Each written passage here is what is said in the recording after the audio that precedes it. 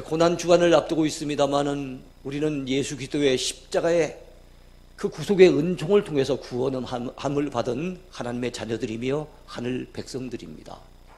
주 앞에 받은 구원의 은혜, 우리는 말로 다 할 수 없습니다. 어디 그뿐이겠습니까? 우리 하나님께서 우리를 택하셔서 자녀 삼아 주셔서 지금까지 살아오는 동안에 우리의 삶을 지키시고 돌보시며 책임져 주시고 선하게 인도해 주셨습니다. 때를 따라 필요한 것들을 우리에게 공급해 주셔서 그 은혜를 먹고 마시며 누리며 오늘까지 살게 해 주셨습니다. 슬픔을 만나고 어려움을 당할 때 때로는 우리에게 위로와 위안이 되어 주셨고, 우리가 지쳐 쓰러지려 할 때는 우리에게 삶의 용기를 북돋워 주신 분이 우리 주님이십니다. 그런 측면에서 오늘 본문에 나와 있는 이 주인공 마리아의 아름다운 헌신은 주 앞에 받은 사랑, 그 은혜에 감사 감격하면서 어떻게 하면 그 은혜에 보답할 수 있을까, 어떻게 하면 내 이 사랑을, 주님을 향한 이 사랑을 표현할 수 있을까, 그런 고민 끝에 내려진 결정이 뭡니까? 옥합을 깨뜨리고 그 향유를 예수님의 머리에 부어서 헌신해 드렸던 아름다운 장면이 그래서 나오게 된 겁니다. 그가 부어드렸던 나드 향이라고 하는 향유는 시베리아 그 고산 지대에서 자라는 나드라고 하는 향기로운 풀로 만들어진 향유라고 그래요. 대단히 고급스러운 향유입니다. 그리고 값비싸고 굉장히 소유하기가 쉽지 않은 그런 향유였어요. 어떻게 해서 어떤 경로를 통해서 이 마리아가 이것을 가지게 되어졌는지는 알 수 없지만 분명한 것은 그 값진 것을, 그 소중한 것을 주님을 위해서라면 아낌없이 그 향유 옥합을 깨뜨려서 주님의 머리에 부어드렸다는 겁니다. 옥합은 향유를 담은 그릇을 얘기해요. 그 그릇을 깨뜨려야만 그 속에 들어있는 향유를 부어드릴 수 있었는데, 이 값비싼 향유를 300데나리온이나 나가는 이 값비싼 향유를 이 여인은 아낌없이 주 앞에 부어드린 겁니다. 1데나리온은 여러분 노동자 하루 품삯을 얘기합니다.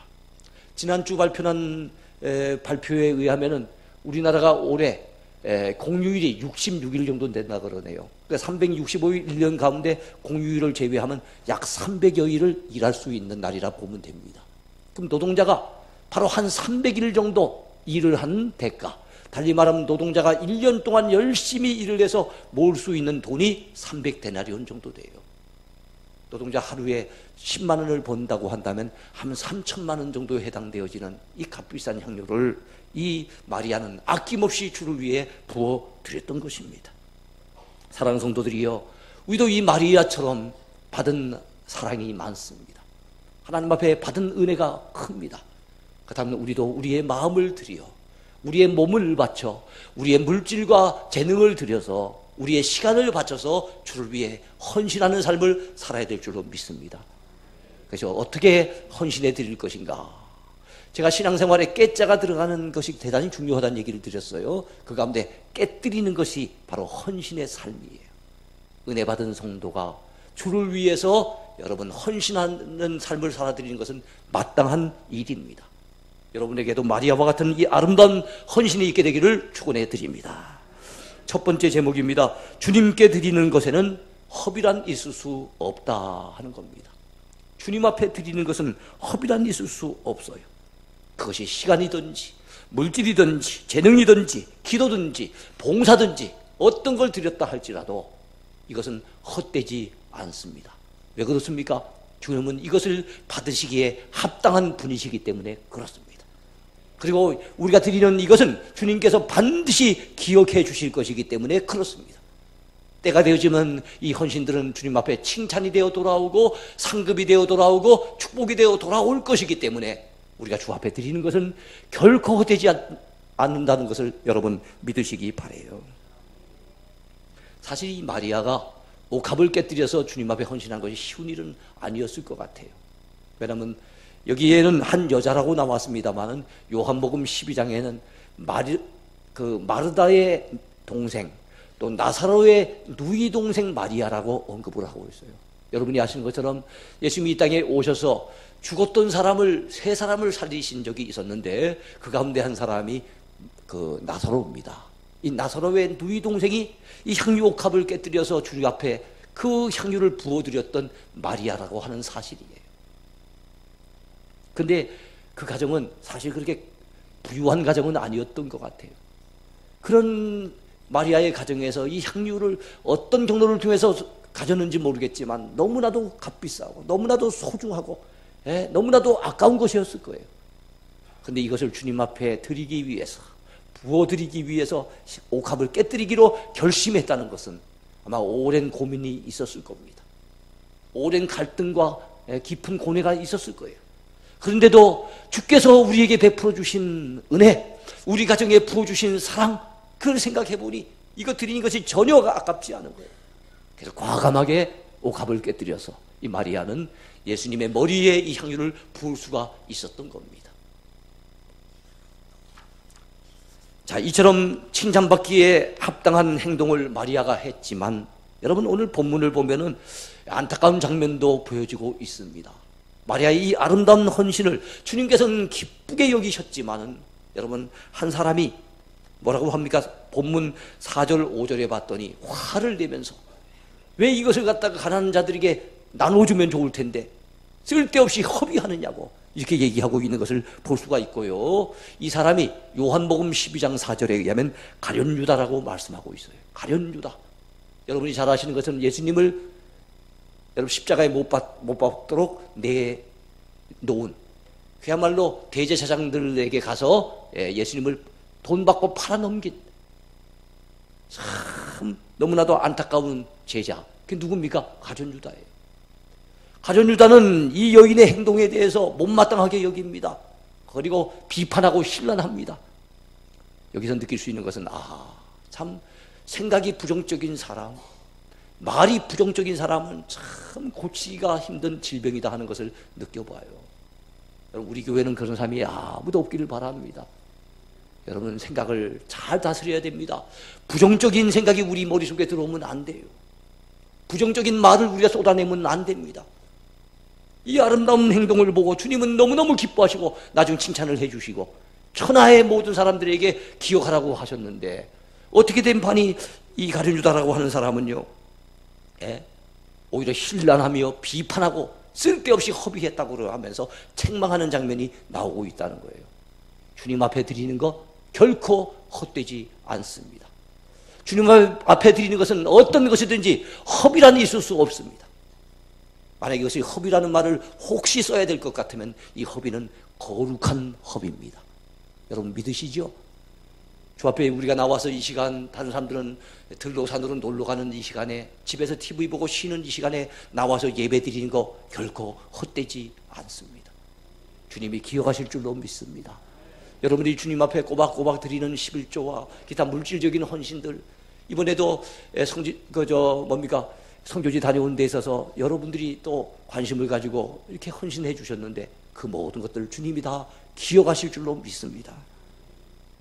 이 유다는요, 지금 현재 이 마리아가 아름답게 헌신할 기회를 찾았잖아요. 언제 이 향유옥합을 주님을 위해서 부어드릴까? 주님을 위해서 헌신할 기회를 찾고 있는 이 마리아에 비해서 12제자 중에 한 사람이었던 가룟 유다는 여러분 참 안타까운 장면이죠. 11절 보시기 바랍니다. 그들이 듣고 기뻐하여 돈을 주기로 약속하니 유다가 예수를 어떻게 넘겨줄까 하고 그 기회를 찾더라. 12제자 중에 한 사람인 이 가룟 유다는 예수님 팔아먹을 기회를 찾고 있는 거예요.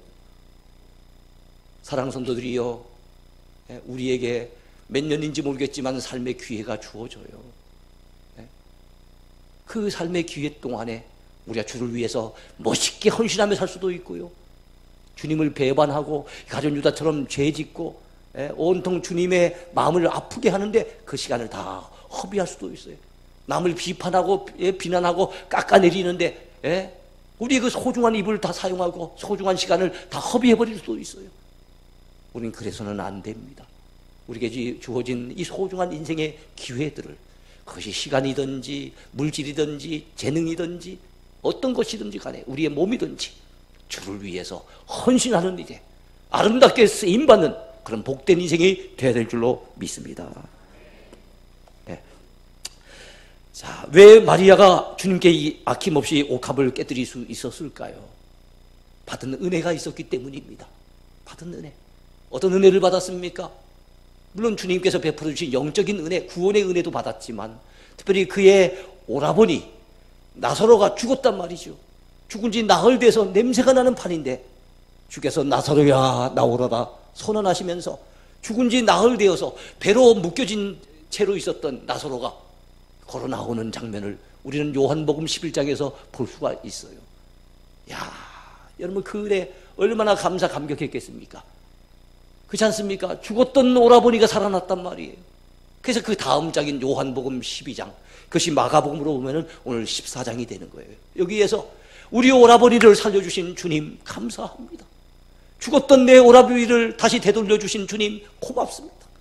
너무너무 감사해서 감격해서 그래서 그 받은 바 은혜에 감사하는 마음을 무엇으로 표현할 수 있을까 고민하다가 아낌없이 이 나드향 300데나리온 가치가 있는 나드 향유를 예수님의 머리에 부어 드렸던 거예요.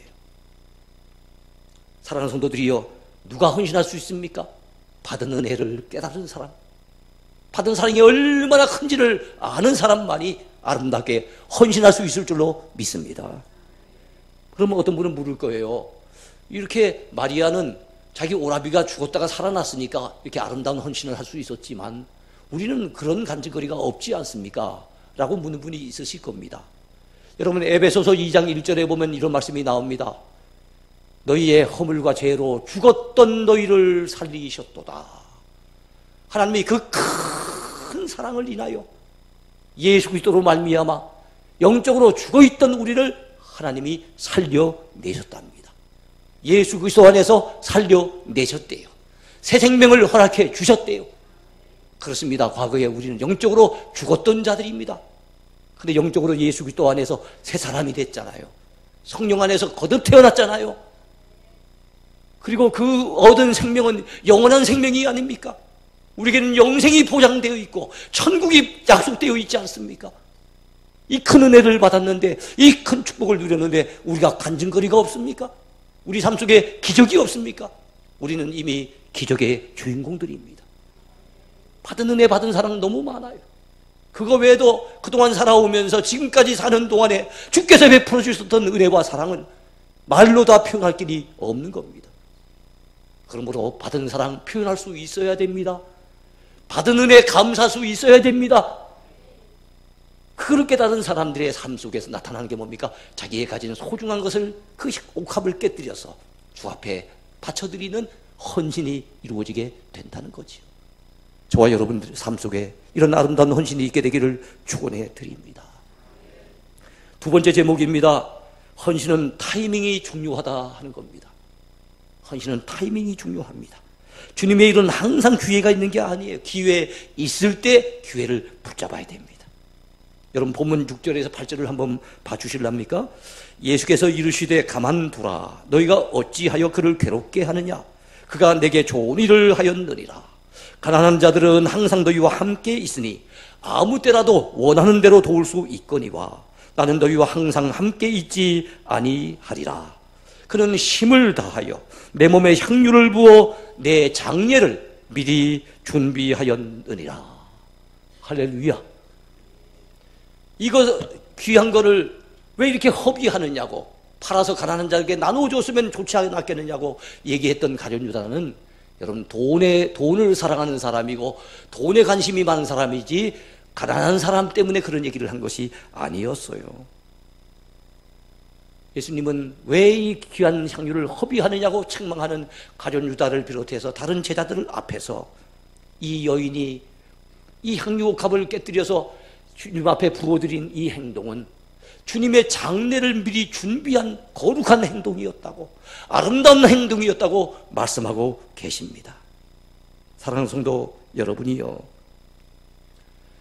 이 여인이 부어드렸던 이 행동이 자기도 모르는 사이에 주님의 십자가의 죽음을 준비하는 행동이 될 수 있었다는 거예요. 근데 마가복음 16장, 오늘 본문에서 2장 뒤로 가보면은요, 또 다른 마리아가 한 사람 등장하는 것을 볼 수 있어요. 또 다른 마리아가 누굴까요? 막달라 마리아. 성경에서 가장 욕심이 많은 여인이라 그러죠. 막달라 마리아. 막달라 지방 출신의 마리아입니다. 이 막달라 마리아의 손에도 향유가 들려 있었어요. 근데 막달라 마리아 손에 들려 있는 향유는 결국엔 예수님 앞에 부어드리지 못한 향유로 남게 됩니다. 그녀도 주님 앞에 부어드리고 싶어서 향유를 준비했는데 결국엔 부어드리지 못했어요. 예수님의 그 무덤에 찾아갔지만은 그 손에 향유를 들고 찾아갔지만 결국엔 부어드리지 못했어요. 주님을 사랑하는 마음은 각각 있었지만 여러분, 나사로의 누이 마리아가 준비된 그 향유를, 그 기회를 잘 봐서 부어드릴 수 있었지만은 정반대로 여러분, 막달라 마리아는 준비된 향유를 부어드릴 기회를 찾지 못했습니다. 주를 위해 일할 수 있는 기회가 늘 있는 게 아니에요. 이번에 안 하면 다음에 헌신할 수 있지라고 생각하고 우리는 헌신의 기회를 뺏겨버리고 놓쳐버릴 때가 참 많아요. 기독교 신자들에게 있어서 가장 중요한 시간은 현재입니다. 지금이에요. 보라, 지금은 은혜 받을 만한 때요. 보라, 지금은 구원의 날이로다. 고린도후서 6장 2절에 나와 있는 유명한 말씀이 있죠. 은혜 받을 수 있는 기대가 지금입니다. 예. 여러분, 구원받을 수 있는 기회가 지금입니다. 헌신할 수 있는 기회가 지금입니다. 러시아의 유명한 대문호라고 할 수 있죠. 톨스토이는 말하기를 우리에게 있어서 가장 소중한 시간은 지금이다. 지금 이 순간이다. 우리에게 있어서 가장 소중한 사람은 지금 내 곁에 있는 사람이다. 그런 얘기를 했어요.